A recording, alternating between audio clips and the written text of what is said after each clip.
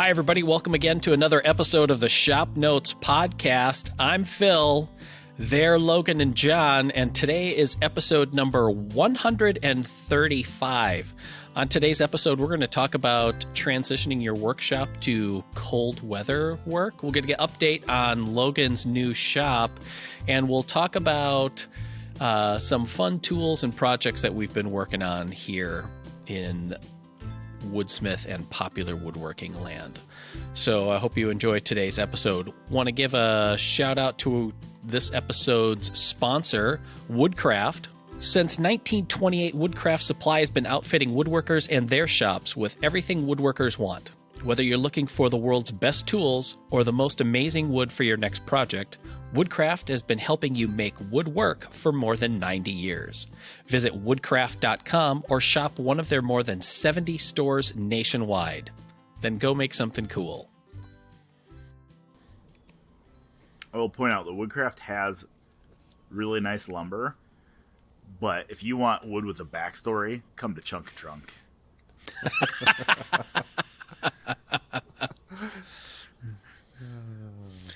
There you go. Yep. Speaking of Chunk-a-Trunk, it's been a while since we've heard an update from you because you were talking about not doing a lot of sawmilling until the weather got colder. Boom. Yeah, it's colder. I got other crap going on, though, which is dumb. Like, I will be out running the mill on Sunday. Today's what, Friday? Yeah, so I'll be out running the mill on Sunday. One of my tree buddies, we went through a bunch of logs a couple of weeks ago at his shop. However, we blew a hydraulic cylinder on the mill. So, yeah, we had to stop. Actually, to be honest, it was the last log of the day, and we blew a hydraulic cylinder. So I haven't been milling for the last 2 weeks because I have the cylinder. It's here. I just need to install it. I haven't installed it yet. So, we actually didn't blow the cylinder. We bent the piston shaft that extends and retracts. We bent that into a horseshoe, which was rather interesting. So, yep, definitely colder weather. I'm sitting here with my Snuggie on and my hot coffee, and it's fantastic. Brisk 40 degrees out, so it is sawmilling season. Unfortunately, it's like season of building a shop too, so yeah. But I mean, the shop is being funded by the sawmilling, right? So it's kind of a feedback loop then, or yes. I will pass that by the boss, aka my wife, and we'll see what she says about that. I don't know that that's going to fly because I like to keep spending my sawmilling money on other machinery. So, you know, there's that. But you just write it all off. Yeah, yeah. Just write it off. That's yep. So, no, it is sawmilling weather. I got a couple people that I have lined up that have been asking me for a while to get out and cut some lumber for them. So, yeah. Okay. So now, earlier, you talked about your jointer restoration project that you have going on, which I know that we have a sandblasting session scheduled for next week. Yep. And you've talked about it with us, but I don't know if we've really discussed it much on the podcast about, in a dream world, you would outfit your shop with a variety of older power equipment, older woodworking machines. So what kind of things, I mean, I know that it's a little bit serendipity because you just don't know what's going to come up at what price and in what stage of usefulness. But if you could pick the core tools that you would love to have as vintage in your shop, what would those be? Well, first of all, Phil, I'm going to state that luckily for me, I live in a dream world. I live in my own dream world. AKA, I make terrible decisions with my money. So, I think, all right, so this joiner is the first thing, okay? I think if I'm going to have vintage woodworking machinery, I want everything. Like, I would like my... I think logically my next big purchase for woodworking machinery should be a big planer. Okay. Because I have all this lumber. I mean, I would like to be able to offer it surfaced on one or two sides, or at least skip planed. Ideally, I'd love to find like a huge, like 36-inch dual head planer where I could skip plane stuff in one pass. And they come for sale fairly regularly on the sawmilling auction sites and stuff. So Okay. I think that would be cool. Is that realistic in the shop? I'm going to have to see how much room, once everything's up and built and laid out, how much room I have. I think I can make it work. Yeah. But I do see oftentimes, I see, old American Yates planers, 24-inch, 36-inch planers for sale fairly inexpensively. And it's funny, we were talking about this earlier this week when I was dropping some bids on some machinery up in Minnesota that I wussed out on. But I think a lot of these machines I could grab for a fairly reasonable price if they're three-phase, because three-phase immediately turns people off. It immediately turns homeowners off. There are some considerations you need to consider. There are some considerations with three-phase. How you get the power, whether you use a variable frequency drive to convert your single phase to three phase, or if you get a rotary phase converter, you can do it. However, it immediately turns people off. So I think those machines generally, if you look at the machinery as a whole, three phase equipment will sell a little bit cheaper than single phase. I would like to outfit my shop with vintage American-made cast iron machinery.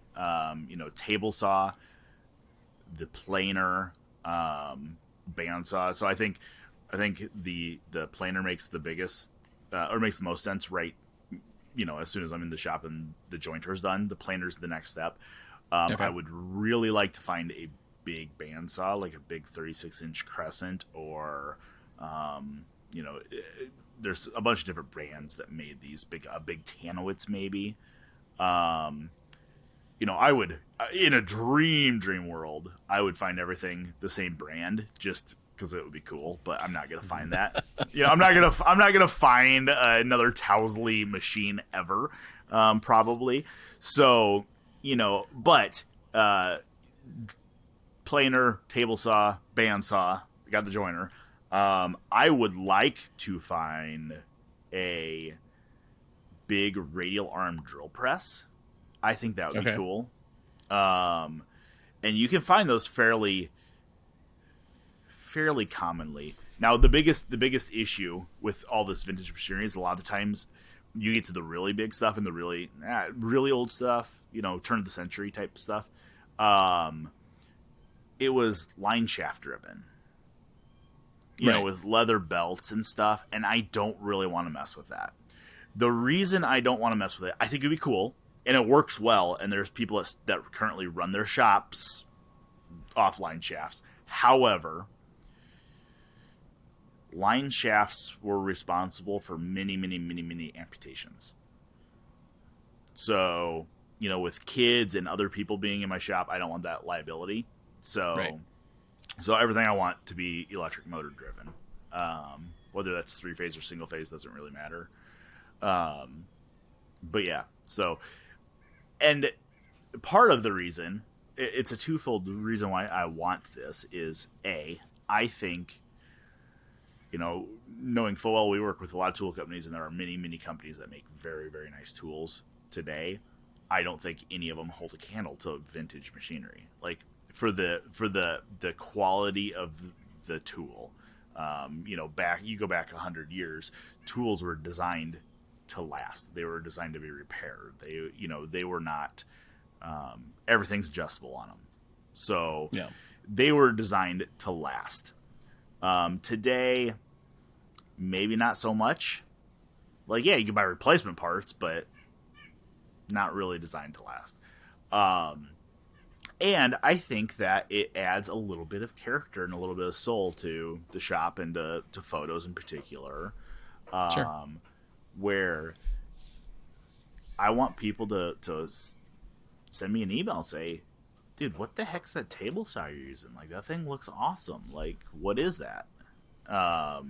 So the one, and not a lot of people know that these are available. The one that I was trying to buy this week was up in Minneapolis.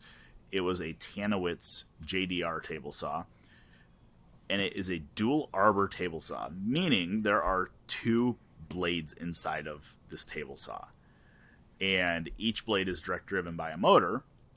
And so there's 2 motors, 2 blades, 2 arbors, and to switch the blades, you crank a lever and the entire assembly rotates. And I believe that's also how the blade height is adjusted, by that entire thing rotating, which is kind of interesting. And I don't think most people probably aren't aware that that's a real thing. Well, it used to be a real thing. I don't know that it is anymore. No, you were talking about it earlier, and I was just, that's kind of mind-bending to think that there are. So awesome. And then that particular saw could take up to a 20-inch blade. Yeah. It's scary. It feels a little superhero-ish. It's like, this is the table saw that Superman has in the Fortress of Solitude. That's right. Well, and that one was cool because it was a slider as well. It had a sliding table on it. Now, which is also weird because I always equate that with kind of like a modern European saw design, and this is on a vintage.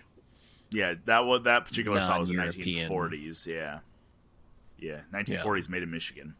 And you know the other aspect.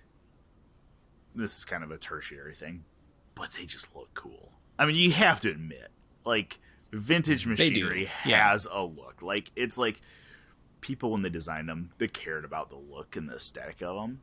I mean, today they do to some degree. Right, but the current status quo of industrial design for power tools is, CNC sheet metal brakes to basically barely enclose a base. Yeah, and it probably only matters to a certain degree, but having that weight in the machines is huge, I think. Like, I don't know how many times I've leaned on one of our table saws, whether it's in the shop, in the studio, or whatever, and it slides a little bit across the floor. Like, and then, I mean, you're talking about a 500, 600-pound saw stop. Mm-hmm. You go to a Tanowitz JDR table saw that weighs 2,300 pounds, you're not sliding that thing. Mm-hmm. Right. So, now, I have all these big, great ideas in my head, and then I pass them by my wife. She had something to say about getting rid of my saw stop in favor of a table saw, but a vintage table saw. But does she really know what a saw stop is? I don't know. I don't know if she does. I could put like a saw stop sticker on it, and she would never know. Well, I guess I wonder. Go ahead, John. I was going to say, is it the safety issue she doesn't want you to get rid of it, or that you spend a lot of money on that and then you turn around and get a different saw? Well, I think she trusts me enough. Like, over the years, I think she trusts me enough that she knows I'm not going to take a bath on most things I buy. If I tell her, hey, I'm spending $2,000 on machinery, she knows that I'm probably going to sell it and make money on it. Because this is the world I live in, the woodworking machinery world. I think it's more the safety features. I think because what I said was, oh yeah, there's this great big table saw I was bidding on. Don't worry, we don't have to drive up there because I wussed out on it. But she's like, how are you going to fund that? I was just going to sell my saw stop, and I could have paid for all the machinery I was looking at. And she's like, wasn't the point of us buying that so it was safe for you to use, and if the kids start working in the shop? And it's like, yeah, fair. I mean, it's a fair point. And yeah, it's a fair point. Mm-hmm. So I guess I was wondering if, because one of the catalogs that I get is for Griot's Garage.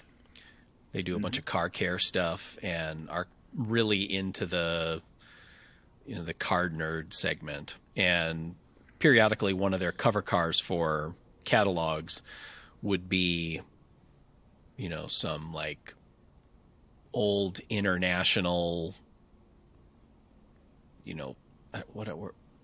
International, they made like a SUV kind of thing, and the name of it escapes me.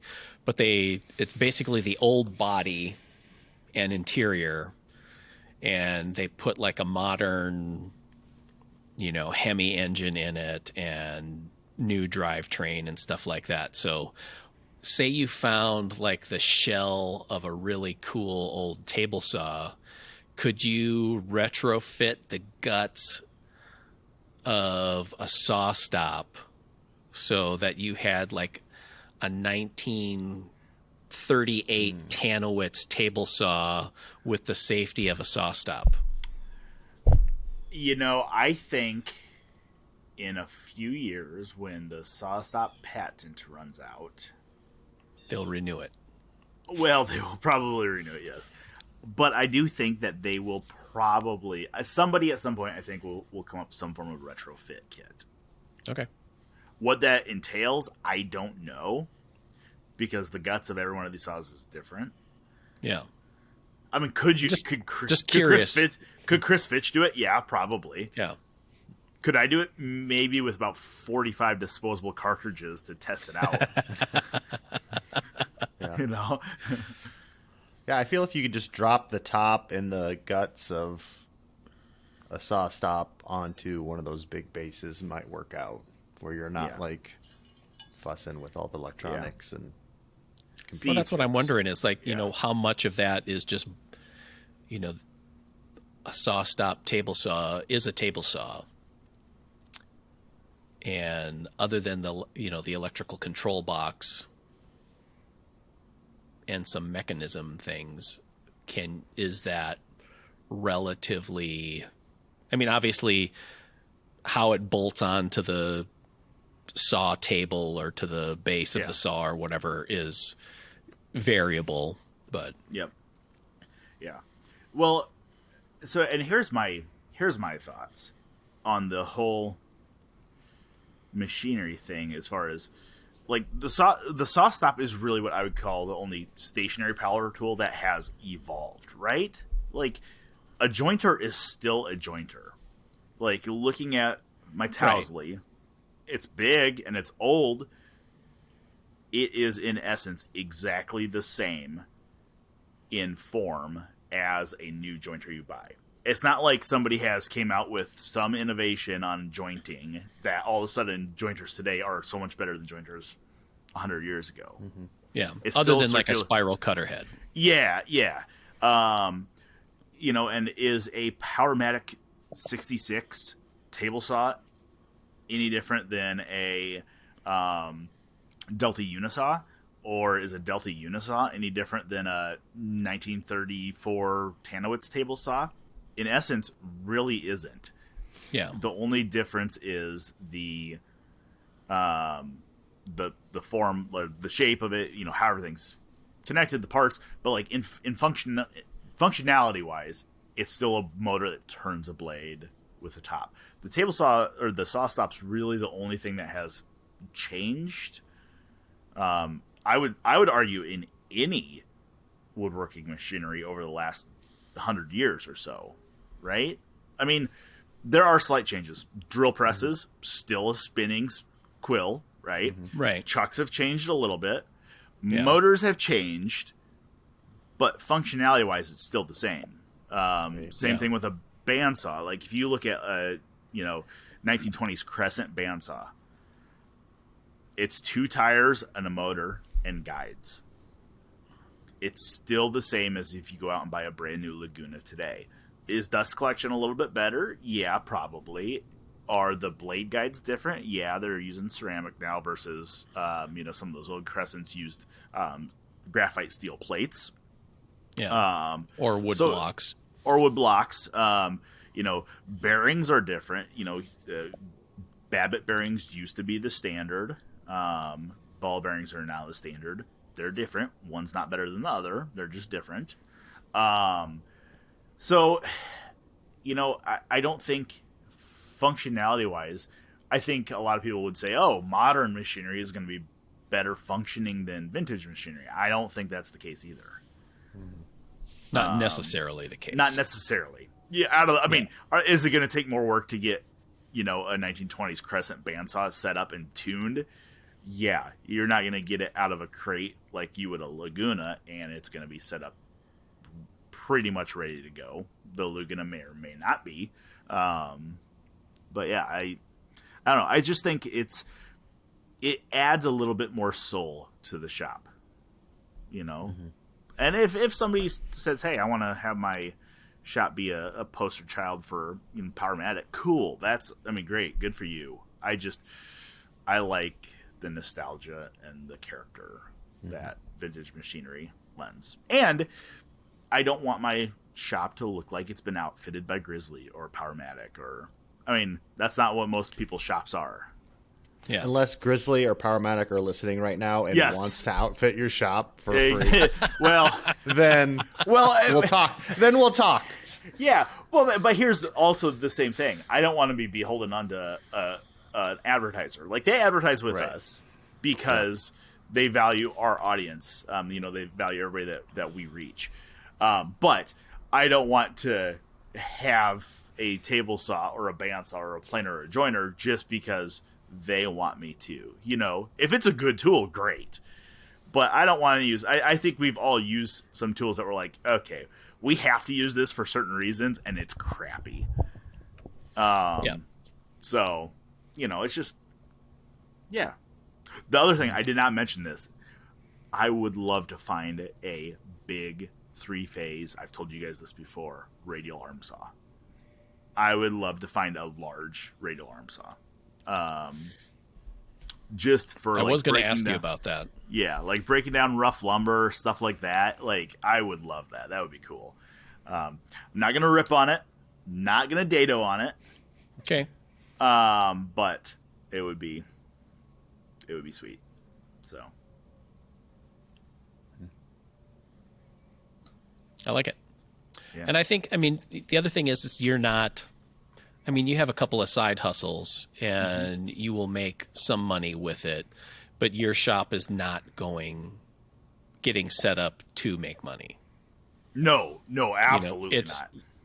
This is a joy and a place for you to express your creativity and to have some fun being out there doing it.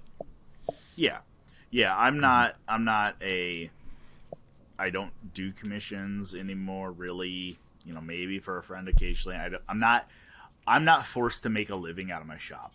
So, I could probably name my shop like the USS Whitmer because it's a boat. What they say about boats is a big money pit. So yeah, hole in the water you pour money into. Yep. Yeah. Bust out another 1,000. Yeah, exactly. So, but no, I think it would be. This does beg the question, or it doesn't beg the question. It causes me to really start considering, as the shop is, they're starting on it next week, which is going to be awesome. But there's some form of finality when I start putting stuff in certain locations. It's like, okay, where I mentioned this to you, Phil, yesterday while we were carrying your table. It's like, okay, because I'm not doing a loft above the shop like I'd planned on, I don't need a load-bearing wall in the center of the shop. So do I leave it open or do I not? And if I do that, it changes where I would want to put electrical. It's like, then it makes more sense to bury some electrical in the concrete. Yeah. In certain areas. But then it's like, where do I put that? I don't know, because I don't know what I'm going to have. I know what I have right now. I know what I want to have. Do I plan for what I want to have and then just deal with how I set it up? Do I not do it on the floor and do drops from the ceiling? And I don't really like that. I don't really want cords hanging down necessarily. I know I don't really want that. We have that in the shop right now, the magazine shop, and it's like, it's kind of dumb. Yeah, it served its purpose in a bunch of ways, and I don't know, and I feel like, at least personally, I can outthink myself routinely. Oh yeah. That you end up chasing around after the ideal or whatever, and it's just, I mean, it's not that you shouldn't be considerate of those kind of things, but at some point you have to just kind of pause and be like, I need to make this decision, go with it. And just like everything else in life, you adapt to the conditions that you have. Yeah. You know, like I have one circuit in my garage, and that's where my shop is, and that runs everything. I have a bunch of outlets, but they're all, you know, there's 3 outlet boxes, and it's all on the far wall of my shop. So I have a bunch of extension cords, and there's plenty of times where I have to, you know, do the old phone operator thing where you're just plugging and unplugging. But that's my shop right now. You have a problem when you try to plug in like 10 crock pots in your shop? Just like, yes. You just don't do that. Just don't do that. Yeah. So, or don't have your crock pot running with my planer. Yeah. I say when you plug your planer in, do your lights in your shop dim? No. Okay. Yeah. Maybe in winter. Okay. You know, when you get that first startup. Yeah. And then I had a problem, and I don't know what the issue was on it.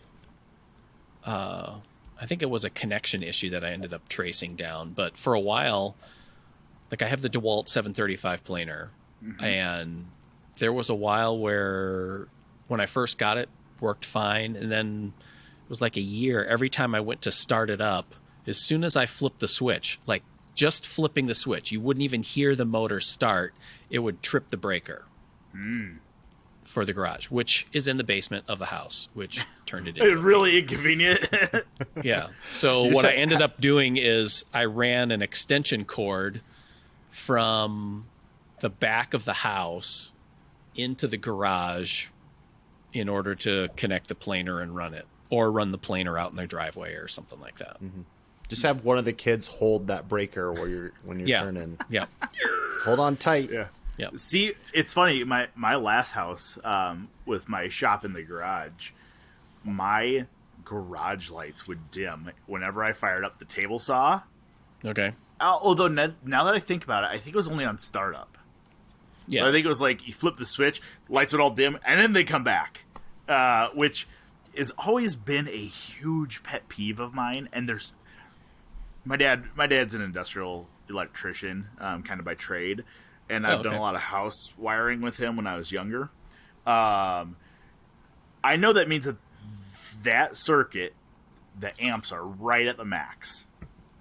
And usually it's lights. The lights are fed off the same circuit as your outlets, which is fine. That's standard practice. But I know it's like it's a sign that I'm right on that edge, and it annoys me. I have that problem in my basement right now. If I turn like the vacuum on downstairs, all my lights dim a little bit. They come back, but you know it's not like. Do you have a Tanowitz vacuum? I do not. Like a cast iron. Like I don't. old. I don't. No, it's a Hoover. Okay. No, it's a Shark. I take that back. I will say though, it was as much as it annoys me when I was out at David Mark's place. He has a giant.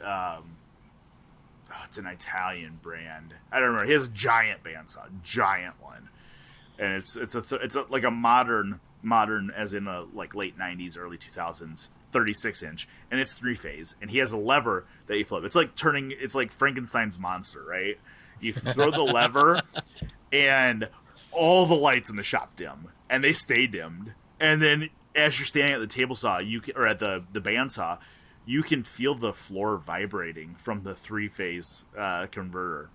And then you flip it on, and it takes like 3 minutes for that thing to get up to full speed.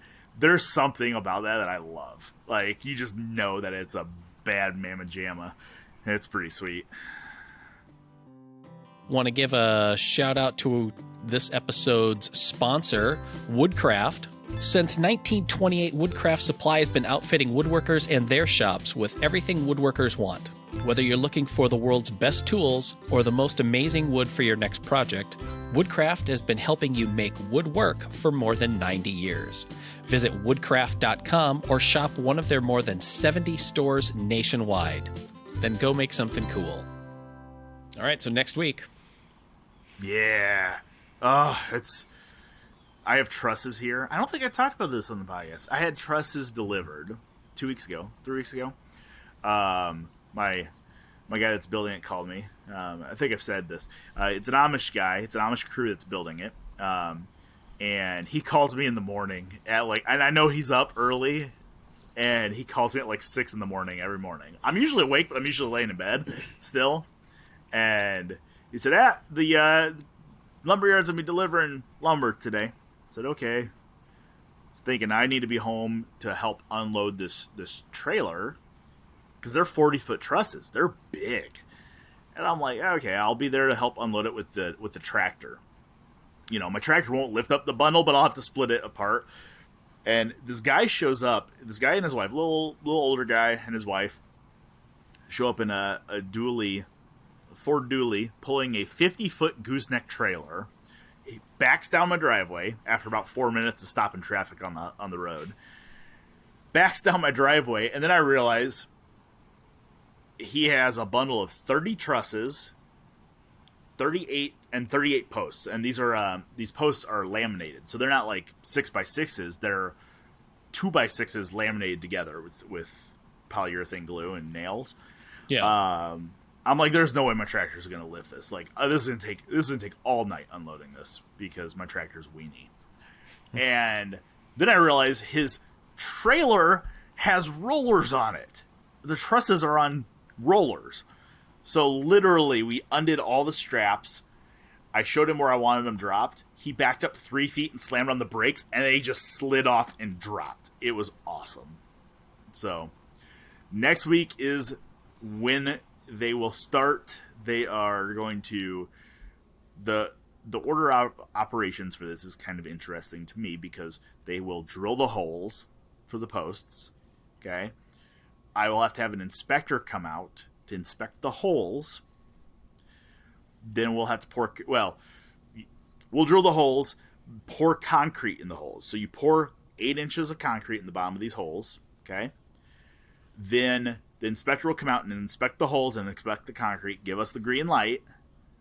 They'll come back and set the posts and backfill with rock, because they have changed their Iowa has changed their code on burying posts. If you bury posts in concrete or in dirt, they rot faster, so they bury them. They set them on concrete and then backfill with rock to allow drainage. They'll set the posts, backfill, brace everything up, and put the grade board in, which is the board that goes around the inside that you fill concrete up. It's like the concrete edging, basically.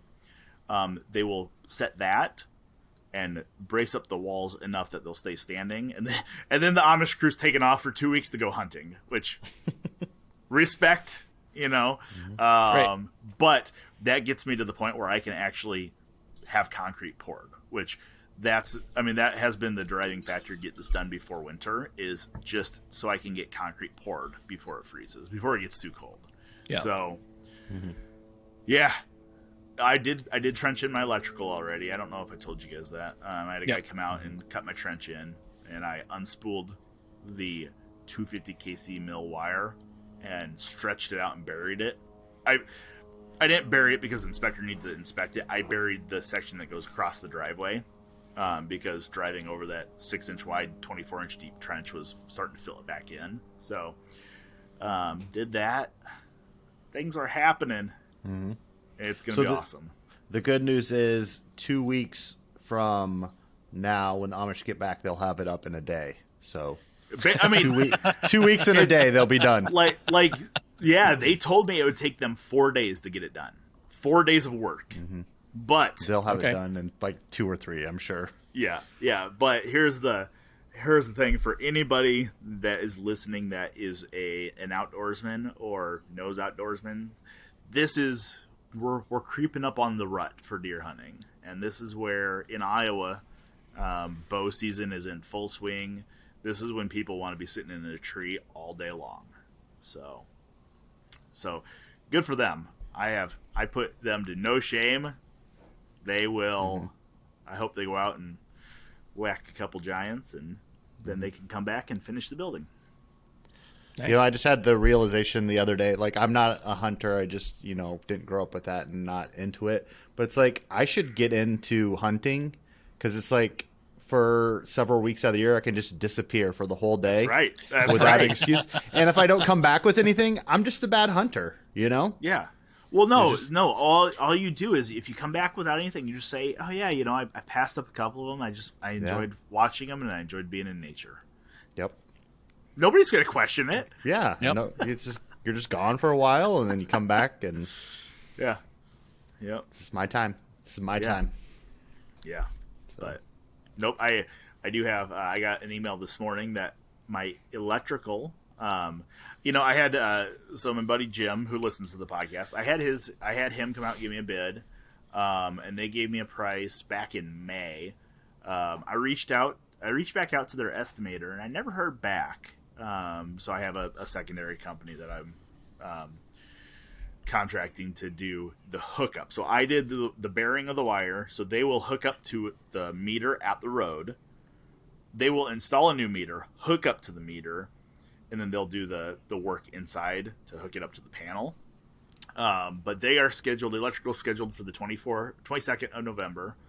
My plumbers will be here on the 4th of November to hook me up to my septic system and rough in a bathroom, or just do the stubs, I guess. And they're also putting in a frost-free hydrant. So this is kind of interesting, and I hadn't thought of this.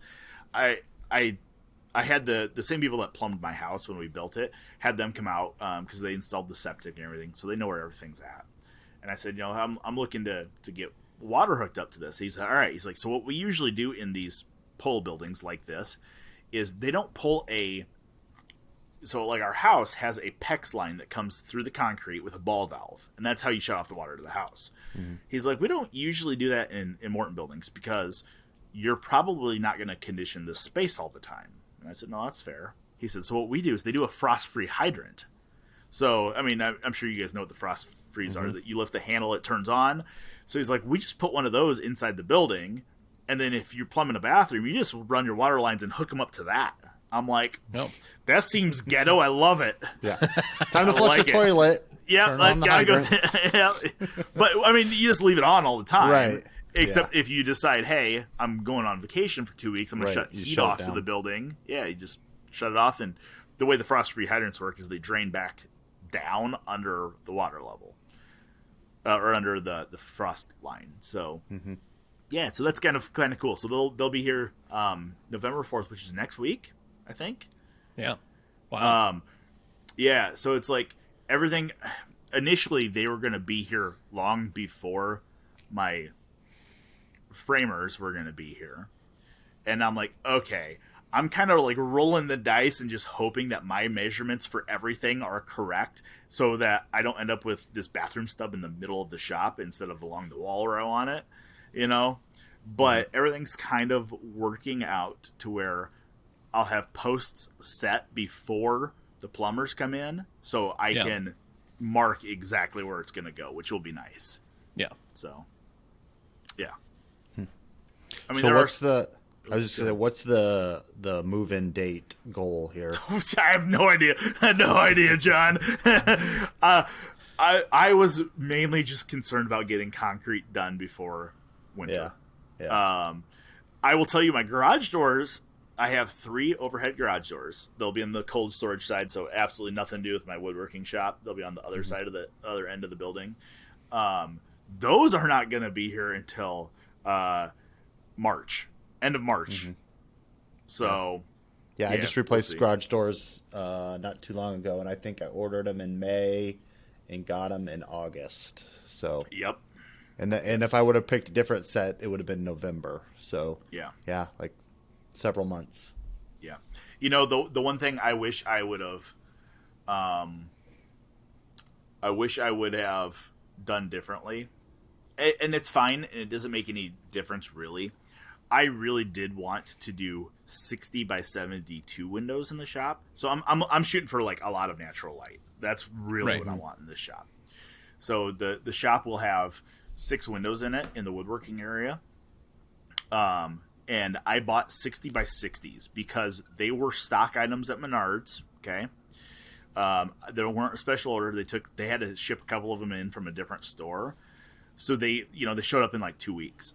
When I was looking at custom ordering windows that were 60 by 72s, so they were a little wider, those were not going to be in until November 4th. And initially, that was going to be just a little later than I was hoping for. My framers had planned on starting before then, but we've had some building permit setbacks and stuff. Hindsight, I wish I would have ordered the 60 by 72s, but, what do you do? Yeah, it's fine. So I do have to go pick up a French door this weekend. So I'll have French entry doors into the shop, which is my plan is that's going to be my access for bringing machinery in.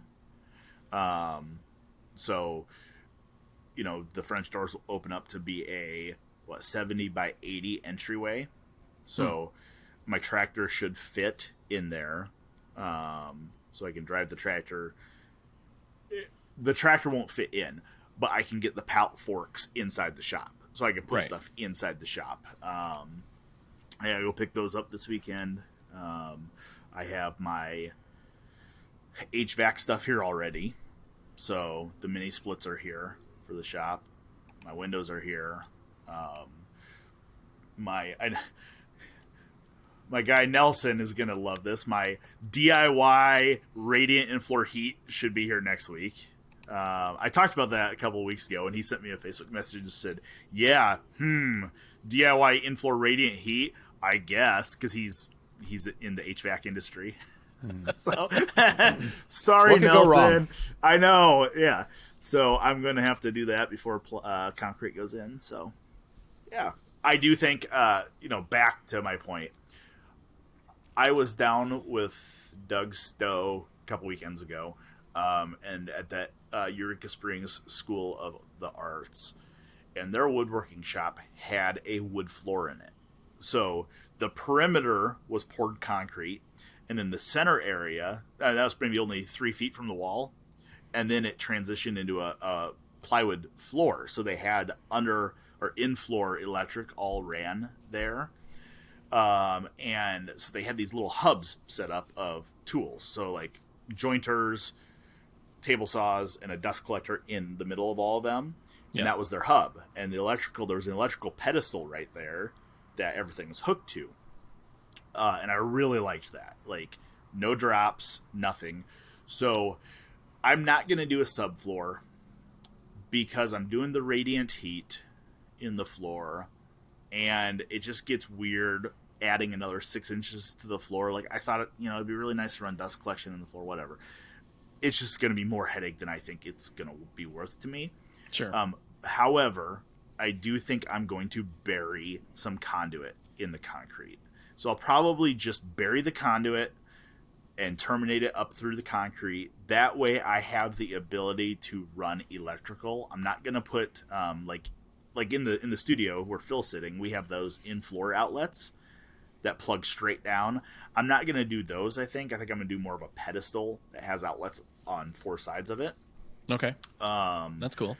Yeah, I think I'm gonna try to look at my layout hopefully today or tomorrow and figure out exactly where I want to put those, and I'm gonna just run the conduit. You might as well do it before concrete goes in, right? I mean, you can't do it afterwards, at least not easily. So yeah.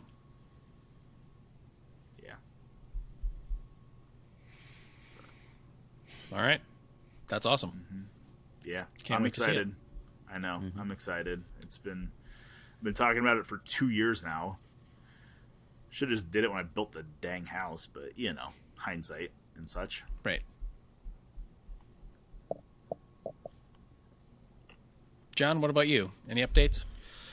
Oh, I've been doing a little less shop construction than Logan, but I think I mentioned it before that kind of trying to get my garage organized before winter and get stuff up. And I had some metal racking shelves in my garage that I didn't really like because the garage floor is sloped, so it kind of sat at an angle. So I took those down. I got this wall shelf system, which I really like, but basically it's like comes in like 2x4 welded steel framed for the shelves, and then brackets that are designed to bolt in or lag into studs, either that are 18 inches on center, so they would lag in at 36 inches, or 16 inches on center, they'd lag in at like the 4-foot mark. Right. So working on those, and start at one end of my garage, and it's like hit the first stud, great, okay, 16 inch, 60. So I got to 4 foot, got to 8 foot, great. And then after that, the studs went off the rails. It's like, I got that far, and I just assume, okay, we're hitting them every 16 inch, so I'm not even checking. And then I get like out to the 12-foot mark, and it's like no stud. And then I'm like, so then it comes to the point, is like you're drilling holes and like using the stud finder, and it's like, okay, where's the stud? So I found that starting on either end of the garage, I'd get to 8 feet, good, and then towards the center of the garage, the studs went off the rails. So it's always something as a homeowner. Yeah. And I think it's like, this is on the back of the garage, 3 foot or 3-stall garage, so it's like, I don't know, about 30 feet across, and only the middle, like say 10 feet is connected to the house. It goes into like a mud room, and the outside 8 feet are, would be outside walls. So I'm guessing that they framed out the house and then added those outside walls, that 10 feet on either side. So those are all framed 16 inches in the center on the outsides, and then the center is a different 16 inches on center or whatever. But they're still so 16s. It's just offset. Right. It didn't go. So, I did some creative stuff and some math and got it all finally worked out. But, just like any DIY home project, it's like, even if you get going good, something weird's going to happen. So, yeah. It's funny. I'm always doing like the tap test. It's like, where's the stud at? You're trying to find it. I have a stud finder somewhere. I just don't know where my stud finder is. Yeah, that was the other thing. It's like, I need a stud finder because I can't find my stud finder. That's right.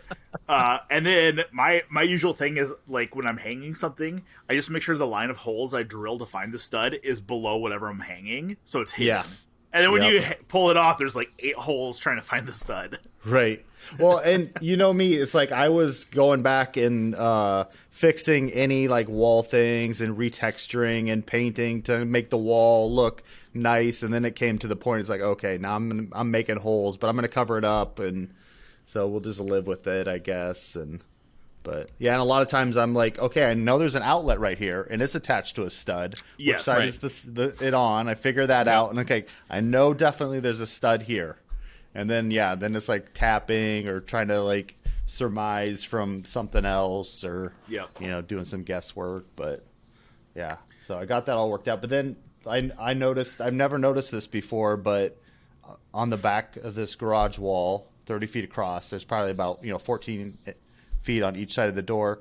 There's 2 outlets on one side and 1 outlet on the other side, and that's the only outlets in my garage. There's none on the side walls. It's like, what the heck? So then I gotta come back and maybe add some outlets, or I have that issue in my garage too. Ours is a kind of an L-shaped garage with connections in between, a connection between.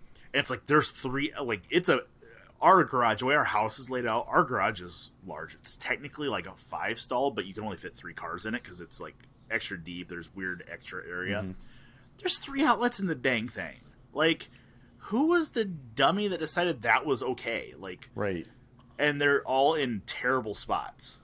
Yeah. Right. Yeah. One of them is behind my like pegboard, like sliding tool cabinet. So I had to cut a little hole in the pegboard and so that's not real practical to slide the pegboard door open to plug something in there. So I have like basically 2 usable outlets and a long extension cord. So it's just like, ugh.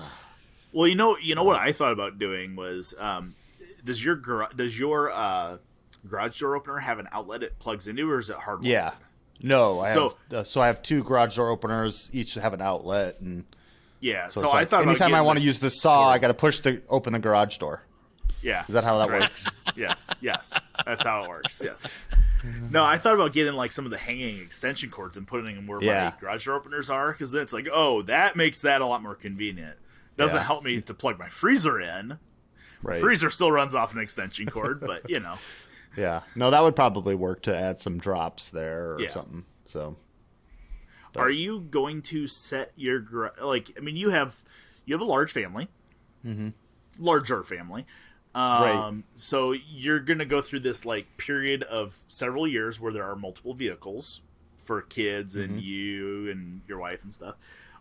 Is your plan to set up your garage as a shop at some point, or because I know you do most of your woodworking at the office? Like, what's your plan? Well, right now we have 3 cars between us. One for my wife and I, and then one for the teenager. And he parks outside. So I have my table saw, some of my tools on one side of the garage. The wood would be the 3rd stall. So I don't think we have a plan to get 3 cars in there.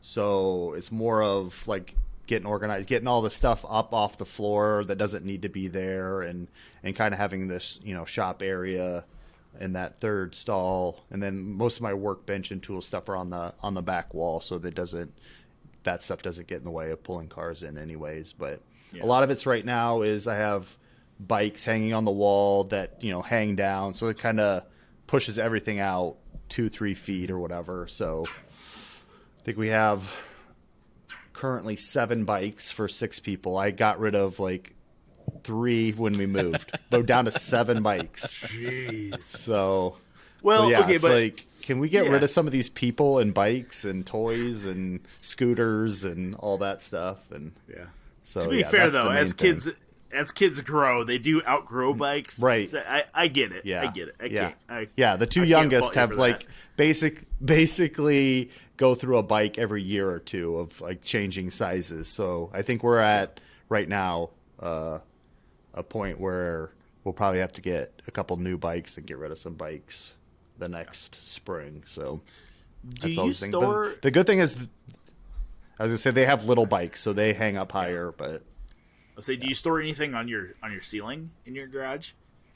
That was the thing. Is like these shelves that I was putting in. I don't know if it's like 12-foot ceilings in there. So I have a run of shelves, 12 feet on either side of the back door that are 9-10 feet off the floor now. So I can throw everything up there. I didn't want to get they have like those ceiling mount racks that are like 4x8, and I didn't want to have stuff like to kind of thrown in there where it was hard to get or whatever. So this is all like just 2 feet deep, so I can fit totes and tools and whatnot up there. But it's 9-10 feet off the floor, so it's going to be all that stuff will be out of the way. So see, I did in one of my stalls where my lumber is, I have a canoe hoist in there. So one of my canoes is strapped up to the ceiling, which is terribly inconvenient because it's just to the point where it hangs down to where I'm trying to stack lumber up against the wall and it hits the canoe every time. My other canoe's under the deck, so Yep. So I'm getting there. I'm almost at the 1-year anniversary of moving into this house, so finally getting it together. Finally moving in. Got to start somewhere. Yep. So that's what I got going on. Long story short. Yeah. All right. Well, I got my walnut sideboard case glued up yesterday for my ongoing sister project. And it was one of those things that when I finally got everything put together, it was like, wow, that went together a lot easier than I thought it would. or it has historically gone. And I don't know if it was because I was doing it for photos for Pop Wood, that I was just knowing that, like either Logan was waiting or Chris, our photographer, was waiting to do something. And it's like, you just want to get it right so that, you're maximizing people's time or whatever. Mm-hmm. Or I'm growing as a woodworker and finally having the lessons that I tell other people finally sink into me, in terms of the interior parts, making sure that those surfaces are sanded before it gets glued together, or, drilling these holes prior to assembly so that they're all in line and in the right spot, and all of that sort of thing. So it was just kind of cool to, because it's a rabbited case. The sides are fit into deep rabbets in the top and bottom, and then there's 2 interior dividers that are joined with biscuits. So it just went together swimmingly, and I was very happy. So I'm excited. I thought this would be a more complicated, and it is in more ways complicated than a dining room table, but it's going together better than I expected. So that's kind of fun.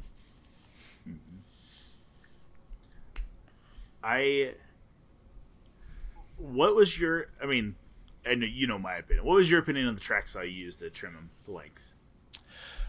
Yeah, because that was the thing. So this sideboard is a couple of inches longer than 5 feet and 18 inches deep. And we didn't really have a crosscut sled in the shop that I would call reliable for dealing with those parts. And that, honestly, like a 7/8 inch thick walnut slab, 5'3" by 18 inches. It's not super heavy, but it's not light either. And I was hesitant on cutting it on the table saw anyway. And then we got a track saw in to try out. And I've used a few track saws intermittently. I wouldn't say that I'm any type of an expert, or it's still a little bit of a new operation for me. But the one that we used yesterday, I was really surprised on how well it worked in order to cut the pieces where I needed to, and also in the quality of the cut. Yeah. And I say that because most of my quote unquote track saw work is, I have a Porter Cable 6-inch Saw Boss circular saw and some shop made guides. And I can do okay with that. But you're always adapting to its limitations. And this one I felt like, because it was a legitimate track saw, not just a circular saw and a guide. It's a track saw. Like it made really clean cuts. It cut surprisingly easy through the walnut, and it made me happy. Mm-hmm. I can definitely see the appeal, especially for a person like me where, like a table saw isn't an option in my shop, or I'm choosing not to make it an option, whatever. Mm-hmm. That it would be a great solution for stuff that a table saw normally does, like cross-cutting large pieces. Yeah. Mm-hmm. Yeah. Now, I ask this because as much as I like really nice tools, I have a certain bias against the Green Army for no particular reason other than I don't own any of it, and I'm kind of like, they're really expensive. And this particular track saw, it just works better than any other track saw I've used. Right. And don't get me wrong, like a track saw either works or it doesn't work. Mm-hmm. Like, can you get as good a cut with? You can get accurate results with most track saws, but this one just works better. Yeah. And I would say that there's, like John and I both come from, and you, Logan, come from Big Ten states. Yeah. And there's always a team that you hate especially, and part of the reason you hate them is that they win all the time, or Yep. their fans are punks. Yeah. And so growing up in Wisconsin, it was Michigan fans. Oh my goodness. So smug. Yeah. Yeah. Where it's just like, I just can't wait for Ohio State to come pound you. Sorry, all you Michiganders. Right. Yeah. Some of my best friends are Michiganders. So, but no, so there were some University of Michigan fans that just Yeah. irked you. And I feel like it's the same way with the fans of certain tool brands. And there's a number of different tool brands out there that inspire followers to be punks. Well, okay. Flip side, how many times do we get crap for showing Ryobi stuff? Right. Right. It's like the opposite, but the same. Yes. You know, it's like It's like I used to think that you guys knew what you were doing in woodworking, and then I saw Yeah. the bright green tool, and then I turned you off. Yeah. I'll tell you what. It's like whether you drive a Prius or a Hummer, you're a smug jerk for different reasons. Right. You're just on opposite ends of the spectrum. You just so That's awesome. we're gonna get so many comments. Yeah. I know. So for all Yeah, the people and that hung around this long into the podcast, Whether This you're bud's from for you. Michigan or you drive a Prius or a Hummer or Yep. you use a Ryobi or Festool, you're going to That's be right. mad at us. Yep. We spread the hate. That's the Yeah. yeah. We want to make we- sure everybody has a reason to hate us. We're fueled on the hate though, so Yep. we thrive. Yep. No, let's just call it what it is. The Festool stuff, obviously that's the tracks all we're talking about. It's expensive. They put a lot of energy into the design of them, and I don't know that I've ever seen a Festool product that just doesn't work. It is what it is. yeah. It's like the Snap-on of the woodworking world, right? Okay. Except they don't have trucks that drive around. Maybe they should. Maybe it should be a Festool truck Festool that drives trucks. around. Yeah. And it parks in a little sustainer garage.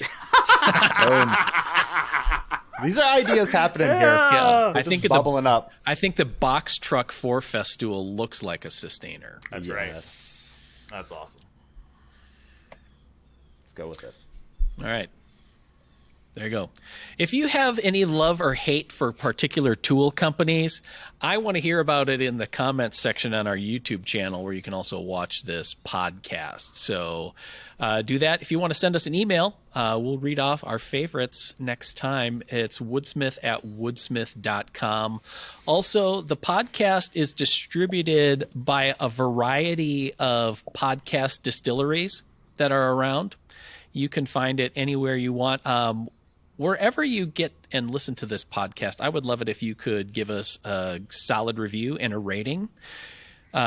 Because of all the behind-the-scenes magic that works with this, more ratings and reviews help the podcast get out to other woodworkers. So if you would like other people to hear about it and know about the podcast, which we would, that's how you can help us out. Otherwise, a big shout out to Woodcraft. This episode of the ShopNotes Podcast is brought to you by Woodcraft Supply. Since 1928, Woodcraft has been outfitting woodworkers and their shops with everything they need. Whether you're looking for the world's best tools or amazing wood for your next project, Woodcraft has been helping you make woodwork for more than 90 years. Visit woodcraft.com or shop one of their more than 70 stores nationwide.